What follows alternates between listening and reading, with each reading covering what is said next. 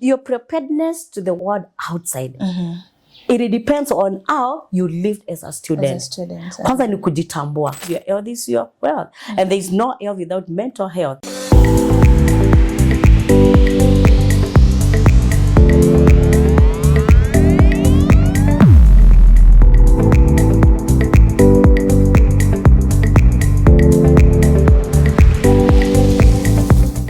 Hello, my name is Jasmine Mumba, and here with me I have Pastor Esther. Karibu. Thank you so much, Jasmine. How are you doing today? I am good. What about you? I'm doing great. Amazing. How would you say your day is going so far? My day is good. I bless God for the gift of the day. I'm not complaining. Yes. Pastor Esther is a university counselor from Kabarak University, and we are going to be talking on mental health among the youth and students. So, Pastor Esther, what do you think maybe are the main mental health challenges that students tend to face in campus? Yeah, mental health challenges have become a real issue among university students. And some of the signs and symptoms, because they may not say they are fully developed to become a mental health issue, we have notice that our students are really suffering from stress, anxiety, depression, drug-induced psychosis because of the pressures of being a student. Yes. Okay, so we have the studies, maybe masomo inamlemea, and maybe financial issues at home, or pressures from the family. Yes. Okay, so we can see that maybe family expectations or financial issues contribute to maybe the mental challenges students face while they're in campus. Yeah, when a parent takes his son or daughter to campus, of course they have high expectations. And most of the cases, some of the parents bring their sons and daughters to campus. Some of they take them to campus. And campus life, as you know, it's not easy. This student has been, a student in high school, a student in uniform, a student where most of them are really contained. They are prefects, they are captains, they are teachers always following on them. But it is very different in university. University is a free space. And you find that now some of these parents expect their sons and daughters who are students to be more disciplined, to, bring good results. And in most cases, some of these parents are leaving the students alone just to fend their way out, to venture their way out. And then you find that because of these high expectations and financial constraints, because living a student and living in campus is very expensive. You have to pay that rent, you have to pay school fees, you have to have upkeep, and you're all by yourself. With this, and most of the students are not used to such, you find that there's so much pressure, and some of them begin sinking without even communicate to the parents. And some of these students, we have noticed that they are coming to do their parents' career. Because I wanted to become a lawyer, and I wanted to become, a psychologist or even this and that. You find that if you're not living to my expectations, there's a lot of commotion within the family setup. Financial constraints, you're really pushing students to so much to have mental health issues. Yes. Actually, it's just like you've said. For instance, personally, as a youth, I've been in boarding school, high school, primary. I learned close to home, so I'm used to being with family. And then sasa nimekuja university, I'm all alone in a new county.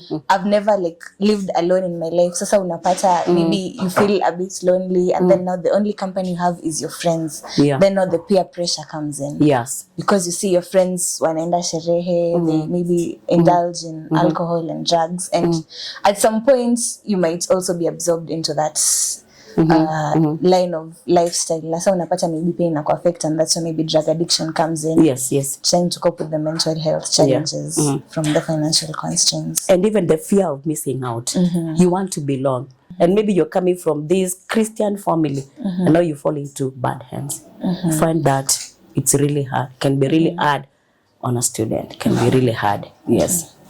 And now, Pastor Esther, we have mentioned the various mental health issues that students face, and maybe some of the causes behind them. Would you say that in general, maybe students are open and comfortable coming for counseling services once they discover maybe they're going through a downward path? Maybe it's becoming overwhelming for them. Some do, some don't, because of the stigma.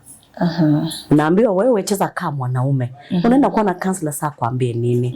You just overcome. But some of these things, they need someone, you know, they need someone. They need, you know, they need someone to talk to them. Like depression is not a wish away thing, because once our students begins to work in the line of depression, you find that now they're not progressing well academically, they're not progressing well socially, they're not progressing well in all areas of their lives. So because of stigma, some avoid.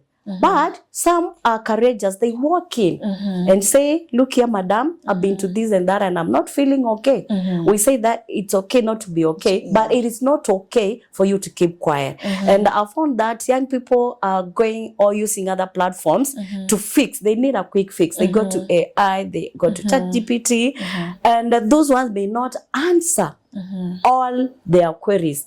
Once you come to therapy, at least there's a touch, there's a, you know, one-on-one, there's emotions felt, there's emotion dealt with, and because we are professionals, counselors are professionals, they can read in between and be able to, you know, give you that, you know, remedy for your mental health.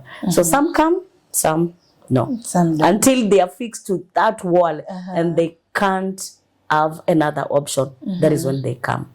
Yeah. So there's still the stigma around therapy. Yes. Yes. Yes. It's not that deep. Yes. Yes. Yes. And also with the rise of AI, unauliza ChatGPT, I'm not feeling well. What are some of the things I can do? Maybe it tells you go for a walk, but you're not addressing the issue, the emotions. Maybe the core issue. Maybe it stems from trauma at home or something you're experiencing. Sure. And some of them that are misdiagnosing their conditions. They just Google, and then the ChatGPT will tell them you're suffering from bipolar. But in a nutshell, it is not bipolar. You need someone, a professional, to diagnose you, and thus we do some tests to know if you are depressed. Is it severe? Is it mild? Is it anxiety? We use those tests. But some of them, they are just going to their friends, and you know, their friends are giving them misinformation. And then this makes the situation worse. It makes the situation worse. It is always advisable to seek for help, support, so that you can get the right diagnosis of your mental health condition. Yes. Okay, and this is a digital world. We are in the age of social media. Would you say also maybe social media could be a contributing factor to mental health challenges students experience in university? Sure.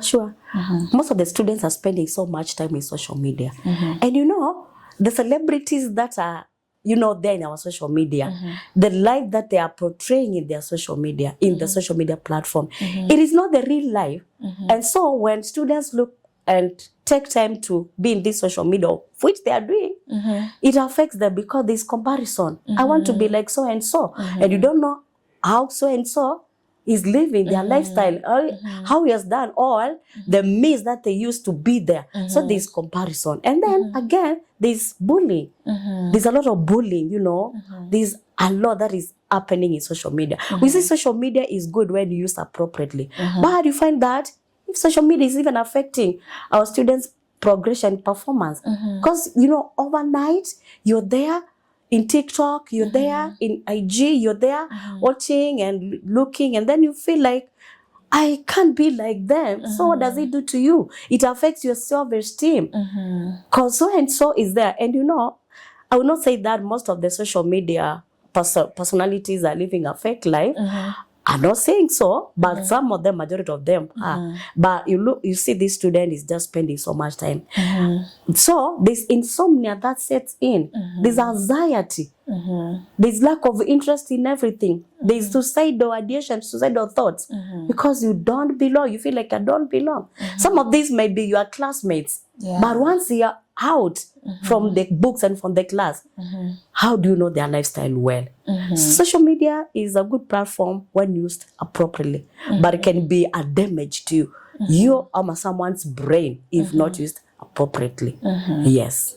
Okay, actually there is the comparison, because maybe you're with someone in the same class, and then akitoka unaona ame travel to Nairobi, catching flights, and you're like, what is wrong with my life? Yeah. You can't be like someone else. So yeah, and also the insomnia you've mentioned. Most youth tend to sleep late because of scrolling on Yes. social media, and Yes. this in turn affects you. You've messed up with your sleeping patterns. Already, sleep is key to mental health. Sure. Yeah. So ukishapata insomnia, already now things also start going downwards. Sure. And plus the comparison. Yeah. That is very insightful, Pastor Yeah. Esther. Thank you so much. So what practical coping strategies maybe would you recommend to students dealing with stress, anxiety, or maybe emotional strain? Of course, we advocate for seeking for help. As I said there earlier, it is okay not to be okay, but it is not okay for someone to keep quiet. So we advocate for peer counseling, and we have a very vibrant peer counseling program in our university. We also advocate for good social networking. We advocate for support, and here we also advocate for, when we say support, financial support. Seek for support, and then don't live beyond your means. You can plan well on what you have, what is at hand, so that you can be of good mental health. And number two, get involved into activities. There are activities in school or outside school. We have games, we have clubs, and get involved, and take life easy. Take life easy. Don't compare yourself with anyone. Get to know that you're unique, and this is what we advocate for among our students. And then talks. Get into talks. If you want to be healthy, because your health is your wealth, and there's no health without mental health, get these supports. Ask for help. Yeah, we advocate for that. Okay. Yeah. Now, based on a student's perspective, maybe I'm seeing my friend is going through something. I can't give them financial support because even me, my parent is the one who is supporting me financially. So maybe what strategies would you suggest for me as a student? Nikiona maybe my friend is going through something. How can I support them or guide them towards making them better? It begins by identifying, and you just said, if you identify that your colleague, your fellow student is not well, it begins with you. You become a peer supporter. Get to know what is in them, talk to them, where you're able to help, kindly help. If you're not able to help, you are able to, to direct them. Yeah, you can direct them to us, like counselors, dean of students, and you can also direct them to other peers who are able to help. There's power in peer support. What a peer can do to a student is far much more than us, kinda. But where professionalism is needed, you just consult and lead them to the right place, and you'll be of good help. Yes. Yeah. Okay, so there's always a way out. We say that. There's always a way out for any problem, any issue. There's a way out. Yes. So peer counseling works and peer support works. Peer counseling, peer support, good social networking. Yeah. Because what is killing most students is isolation. Isolation. So you're in class, because of what you're going through, you feel like you're alone. There's no one is talking to you. There's no one wants to know what you're going through. And then some of it is imaginary. Maybe the peers are there, they want to support you, but inwardly you feel lost, you feel alone. So for peers, if you notice that someone is low, someone is down, we're given that wisdom by God. You can approach them, you can talk to them. You can just say, hi, how are you today? That can change someone's day. Yeah. And it's easier to talk to someone your own age. Yes, it is easier. Because someone might feel maybe I'll be judged by an adult. Yes. Okay. Yeah. Now, university is a phase in life we are going through, maybe preparing us for the industry setting once you're out there into the real world. Because this is education, you started in primary, you went to high school, you're in university. So all this is in preparation for your adult life once you're out of school. So maybe what strategies would you say someone can use to help them maybe now transition in the shift now from the academic setting to the industry setting once they're out into the real world? We do career guidance, and especially here at Kabarak, when students come in, we have included career talks, career guidance. And so from the word go, once you become a student, that's where we begin. Once you become a student, you really have to know that you're pursuing a career. Your career will not come when you clear school or when you graduate. From the moment that you enter university, that's what you are passing to them, you begin to live your career. But more so, we do like SWOT analysis. What are your strengths? What are your weaknesses? The opportunities available. So most of the students, and when the class that is graduating, some of these schools are calling out, and we pass through these tests. We do SWOT analysis. We do SMART goals, like what is that specific that you want to do in life, even in your career. What do you want to become? So that one specific thing, goal setting, call it goal setting. And we also do like stress management, because you're going outside there. How are you going to compose yourself, even as you'll be, transiting from being a student to being independent now, because life is phases. So you look at those opportunities locally, internationally, that you're not going to be boxed in one, like I'm a journalist. This is what I want to become. But even though you want to become a journalist for the rest of your life, are there other opportunities around? What are your weaknesses? What are how are you going to build your career? Then most hierarchy of being, you are climbing from one stair to another. How well prepared are you? So we do that career talks, we do assessments, how prepared are you to face the real world? Because the real world is there, but it has to be practiced from the moment you enter campus. And those students who begin to practice their career the moment they enter campus, they become good students and they become good career people. Yes. So they're equipped from the beginning once they join. Yeah. Because career doesn't begin when you graduate. It begins when you enter campus. And once a student gets to know this, they will do their goals very well. Yeah. And also they'll be prepared because they've been doing it since they started. Yes. So it will not be a new concept. Yes, sure. You begin looking for those opportunities once you're a student. Networking. We advocate for networking. Maybe you're in the same class, you begin to network from the word go. Once you begin to network, when opportunities come, they can refer you. They can, they can call you and say the opportunity is here. Yeah. Thank you so much. And you've said that now this is a process. Maybe you could tell us what tools maybe do you provide or equip students with to prepare themselves to maybe advocate for themselves without fear or aggression once they're now in the workforce? It begins from the moment that you enter university, because your preparedness to the world outside, it depends on how you lived as a student. Kwanza ni kujitambua. Who am I? And it's called self-awareness. The moment you get to understand who you are. And I think I'm advocating for that. I always talk about self-awareness. And every student who has come to my office, they have to do a test called personality test.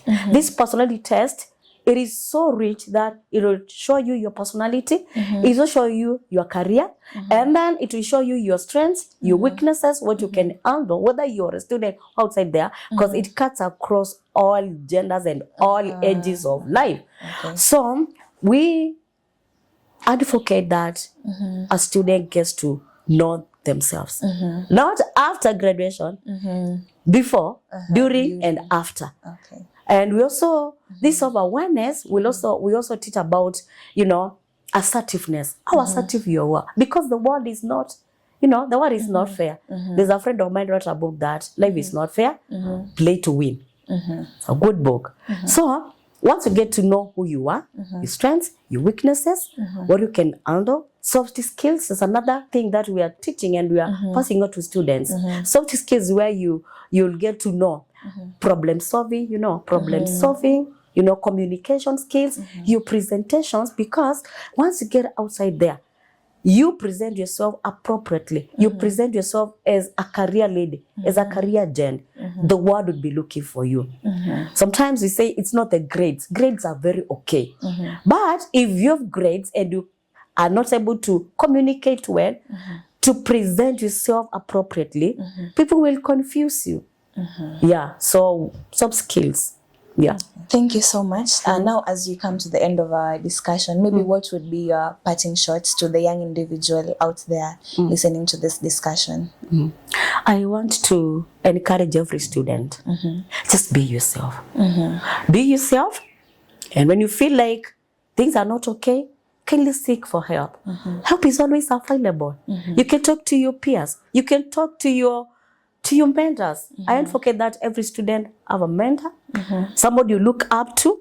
Can be your lecturer, can be someone outside there, can be someone you admire. Depending on the career that you're taking, there are people outside there who have gone before you.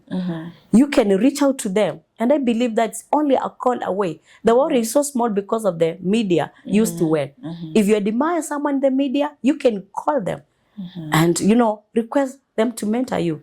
If you're a teacher, if you're a lawyer, if whatever career you're taking, that is your career path.